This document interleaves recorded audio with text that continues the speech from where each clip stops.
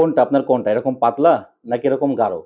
এরকম পাতলা, ঠিক না? আপনি অতিরিক্ত হাত দ্বারা কি করেছেন ভাই? আপনি কেন করেছেন? আর এখন বিবাহের পর একদমই সময় পাচ্ছেন না। হ্যাঁ? আপনার স্ত্রী মন খারাপ করছে, আপনি নিজেও তৃপ্তি পাচ্ছেন না। কি পাচ্ছেন? এরকম পড়ে যাচ্ছে, তাই না? এরকম পাতলা। এরকম গাঢ় করতে হবে, এরকম গাঢ়, তাই না? এরকম আস্তে, আস্তে বের হবে এবং সময় নিয়ে বের হবে। কিন্তু আপনি কি করতেছেন? দ্রুত শেষ। ফিনিশ। মাত্র ৩০ সেকেন্ড, ১ মিনিট, ২ মিনিট, ৩ মিনিট সর্বোচ্চ।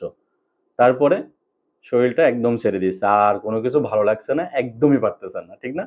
আর হচ্ছে না। তো আমি মনে করি আপনারা যারা এরকম কিছু করেছেন, যেটা আপনার কাছে ভুল এবং এই ভুল থেকে আপনার বড় ধরনের সমস্যা সৃষ্টি হয়ে গেছে, একদম পানির মতো পাতলা বের হচ্ছে এবং খুব দ্রুত ধরে রাখতে, রাখতে পড়ে যাচ্ছে। অনেক চেষ্টা করতেছেন কিন্তু পারতেছেন না, ঠিক না? হাত দ্বারা নষ্ট করেছেন, এখনো করেন। বিবাহের পরেও অনেকে আছেন এগুলো করেন।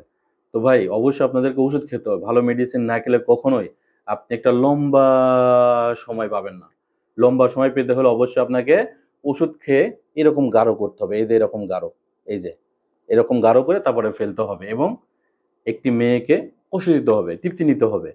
তাই দ্রুত যারা সুচিকিৎসা আছে এখানে ওষুধ আছে, ওষুধের কোনো অভাব নেই। মেডিসিন, বহুত মেডিসিন আছে। আপনারা যারা ওষুধ খুঁজতেছেন, সঠিক ওষুধ পাচ্ছেন না, তারা অবশ্যই আমার সাথে সরাসরি যোগাযোগ করবেন এবং আপনারা অনেকে আছেন আমার নাম্বার আ আ কমেন্টসে চান।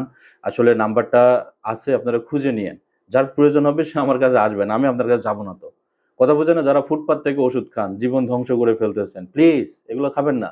ফুটপাত থেকে ওষুধ খেয়ে সুস্থ হলে তাহলে ডাক্তারের কি দরকার ছিল ভাই? আপনারা স্থায়ী সমাধান নেন। কলিকাতা হার্বাল একটা বিরাট নামকরা।